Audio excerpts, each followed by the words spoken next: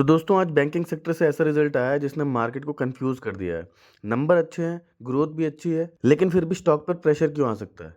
IDFC first bank के Q3 number को आज गहराई से समझते हैं बिना किसी शोर। तो दोस्तों आईडीएफसी फर्स्ट बैंक ने अपने Q3 के नंबर डिस्क्लोज कर दिए हैं। डेटा करोड्स में है, मैं आपको करोड्स में सिंप्लीफाई कर रहा हूँ। तो चलिए सबसे पहले बात करते हैं टोटल इनकम की। पिछले साल टोटल इनकम थी 11,122 करोड़, पिछले क्वार्टर में 11,828 करोड़ और इस क्वार्टर में 12,541 करोड़। यहाँ साफ दिखता है कि कंपनी की टोटल इनकम साल दर साल और क्वार्टर ऑन क्वार्टर दोनों बेसिस पे लगातार बढ़ती हुई नजर आ रही है, जो बैंक बिजनेस के एक्सपेंशन को दिखाता है। तो चलिए अब आते हैं इंटरेस्ट इनकम पे। पिछले साल इंटरेस्ट इनकम थी 9,343 करोड़, पिछले क्वार्टर में 9,936 करोड़ और इस क्वार्टर में 10,417 करोड़। इंटरेस्ट इनकम में भी कंसिस्टेंट अपवर्ड ट्रेंड देखने को मिल रहा है, जो लोन बुक की ग्रोथ को दर्शाता है। तो चलिए अब आते हैं नेट इंटरेस्ट इनकम पे।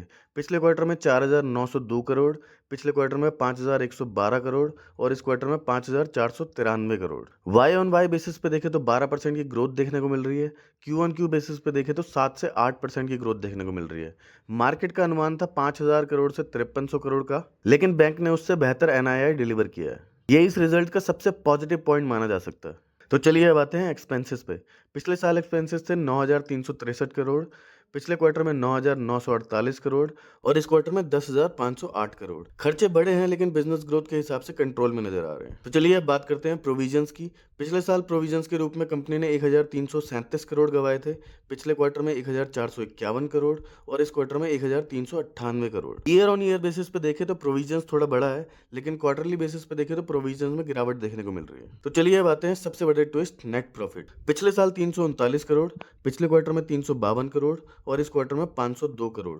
वाई ऑन वाई बेसिस पे देखें तो 48 से 50% की ग्रोथ देखने को मिल रही है। क्यू ऑन क्यू बेसिस पे देखें तो 45% की ग्रोथ देखने को मिल रही है। देखने में नंबर शानदार लग रहे हैं, लेकिन यहीं पे असली गेम शुरू होता है। तो दोस्तों अगर आपने ध्यान दिया हो तो अदर इनकम में लगभग 350 करोड़ का बड़ा जंप देखने को मिला है।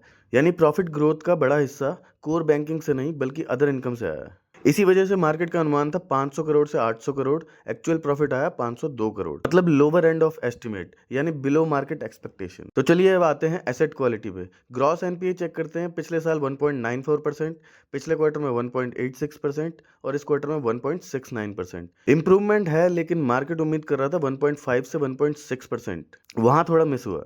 तो चलिए अब बात करते हैं नेट एनपीए की। पिछले साल 0.52%, पिछले क्वार्टर में 0.52% और इस क्वार्टर में 0.53%। नेट एनपीए लगभग फ्लैट है, ना बहुत अच्छा ना बहुत खराब। तो दोस्तों अगर मार्केट एस्टिमेट को साइड में रखकर देखें तो इनकम ग्रोथ अच्छी है, एनआईआई मजबूत है, प्रॉफिट में तेज उछाल है, लेकिन प्रॉफिट का बड़ा हिस्सा अदर इनकम ड्रिवन है। प्रॉफिट बिलो एस्टिमेट आया है, एसेट क्वालिटी में लिमिटेड इंप्रूवमेंट है। इसलिए यह कहना गलत नहीं होगा कि आईडीएफसी बैंक की Q3 नंबर मिक्स्ड हैं, ना बहुत खराब ना बहुत दमदार। तो दोस्तों अब देखना ये होगा कि मार्केट इन नंबर्स पे कैसे रिएक्ट करता है। तो दोस्तों अगर आपको ऐसे स्टॉक एनालिसिस पसंद है तो वीडियो को लाइक जरूर करें और चैनल को सब्सक्राइब करना बिल्कुल ना भूलें। धन्यवाद।